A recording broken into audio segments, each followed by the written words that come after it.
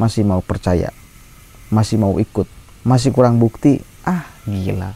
Kalau masih kurang bukti, masih percaya mereka,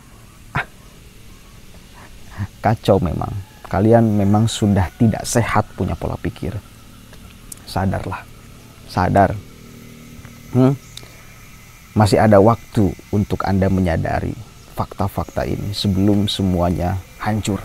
Permasalahan nasab, permasalahan habaib nyerempet kepada banyak hal ya. Bukan hanya nasab yang diklaim nyambung kepada Rasulullah SAW, dan bahkan ketika dicek oleh ahli genetik tidak nyambung, ketika dicek oleh ahli filologi tokoh yang bernama Ubaidillah tidak ada ya. Sekarang ahli sejarah Prof. Anhar Gonggong pun ikut turun meluruskan klaim-klaim Habib Alawi. Pantas saja Roma Irama itu tambah hakul yakin untuk menyebarkan, untuk meluruskan informasi yang selama ini diselewengkan oleh Habib ini, termasuk klaim-klaim sejarah, merah putih, hari proklamasi, dan lain sebagainya. Cutnya Din. Banyak. Dengarkan ente para muhibin. Ini bukan disandarkan pada kebencian. Ini kita ngomong disandarkan pada fakta. Masa mau percaya Bahar daripada Prof. Anhar Gonggong kalau berbicara sejarah? Berbicara agama mungkin bisa Anda, Anhar Gonggong itu siapa? Kalau berbicara agama. Tapi kalau berbicara sejarah, jelas dong, beliau pakarnya. Bahkan beliau adalah salah satu orang yang memverifikasi apakah ini tokoh layak menjadi tokoh nasional. Beliau salah satu yang memverifikasinya.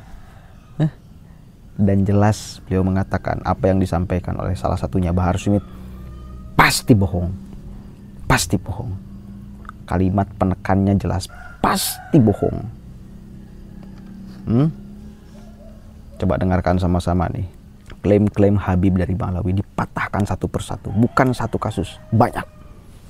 Bukan satu tokoh, banyak yang diklaim oleh Bang Alawi. Saya akan rangkum ya di sini. Dengarkan baik-baik. Ya, dengarkan baik-baik. Buka mata hati dan pikiran kalian untuk melihat kebenaran. Jangan mau terus diperbudak. Sayang, akal kalian tidak difungsikan dengan baik tuh untuk memverifikasi mana yang benar dan mana yang kelihatannya benar, mana yang benar dan mana yang pura-pura benar. Bahwa merah putih diklaim oleh pihak Alawi itu adalah karya mereka, ide mereka. Bisa dijelaskan, Bro? Iya, saya tidak perlu dipanggil dengan profesor, malah saya menganggap diri saya sebagai pelajar sejarah. Saya pelajar sejarah. Bahaya. Biasa orang yang merendahkan diri itu tinggi.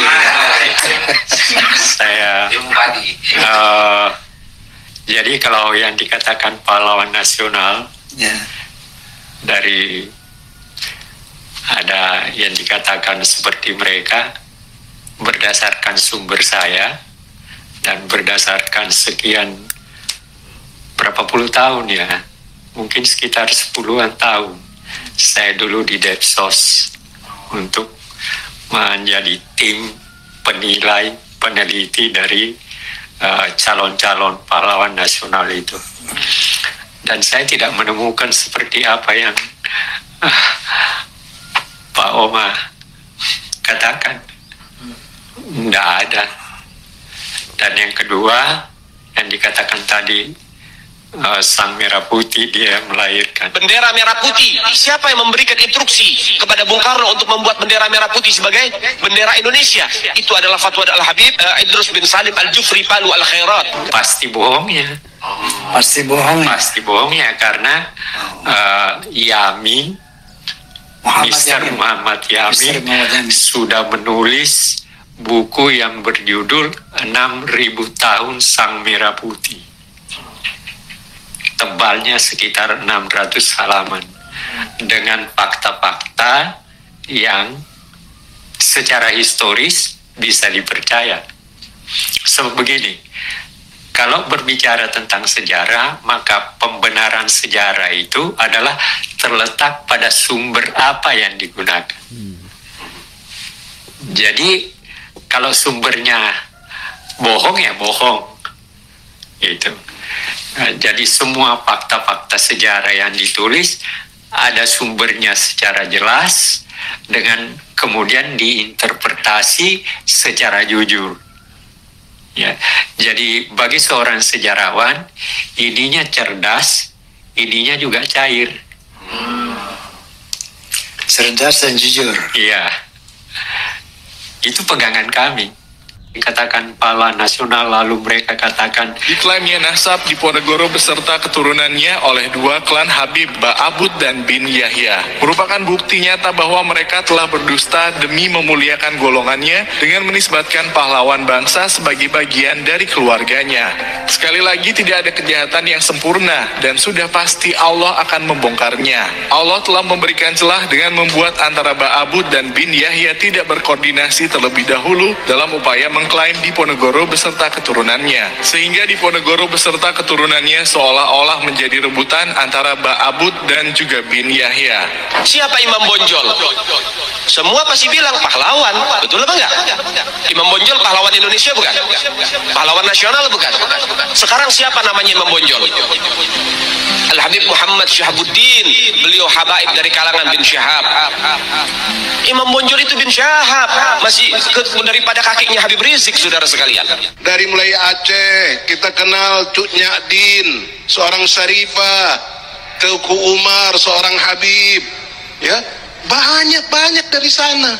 Belum lagi sampai di Palembang, sampai di Medan, Sultan Delhi, Sultan Palembang, Sultan Badaruddin, turun lagi di Aceh, Sultan Hasanuddin, Habib. nggak ada itu. Nggak usah dilanjutkan. Diponegoro, ini itu pasti berdasarkan yang saya tahu, berdasarkan hasil penelitian saya, itu pasti bohong. Pasti bohong. Pasti bohong. Pasti bohong itu. Itu visi saya ya. Artinya itu pendapat saya.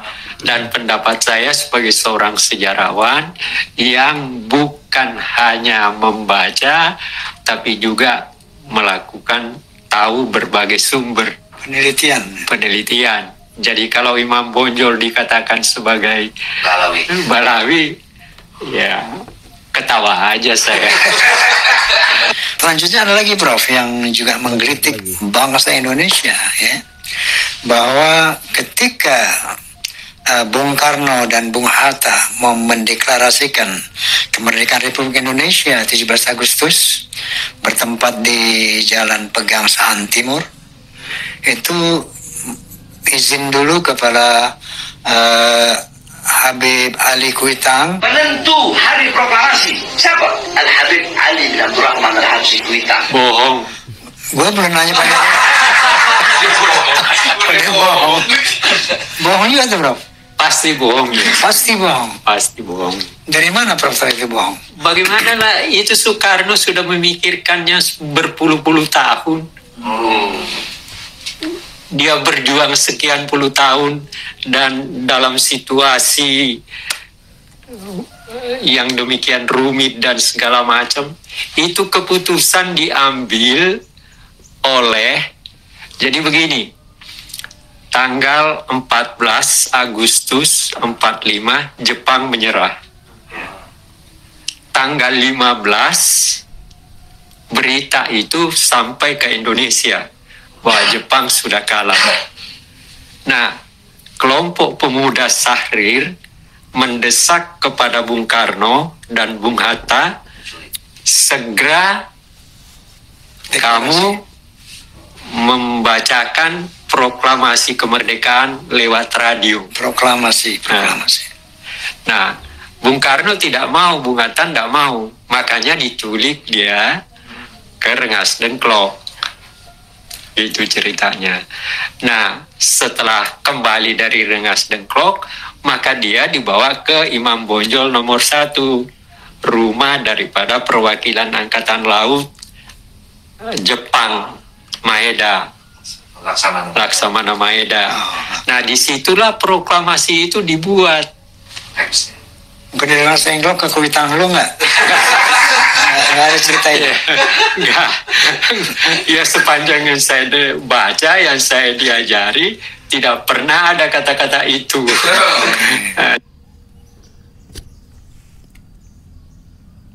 Ayo, sadar dong.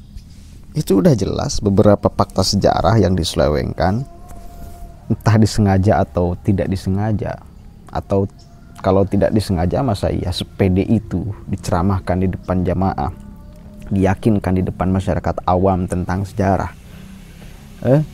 Artinya ya memang disengaja.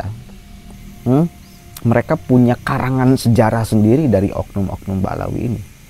Dari Ba'lawi ini punya catatan sejarah ngarang sendiri yang sengaja dicekokkan kepada masyarakat untuk menghasilkan bahwa kemerdekaan Indonesia, sejarahnya, pahlawannya, bahkan benderanya, hari proklamasinya, semuanya itu adalah hasil perjuangan dari habaib-habaib. Tujuannya apa? Untuk supaya masyarakat Indonesia tidak pede akan dirinya, akan identitasnya, karena dimerdekakan juga oleh orang lain. Kan ini pemalsuan sejarah namanya. Satu kali lagi, masa iya Prof. Anhar Gonggong ente tidak percayai bahwa ucapannya adalah kebenaran?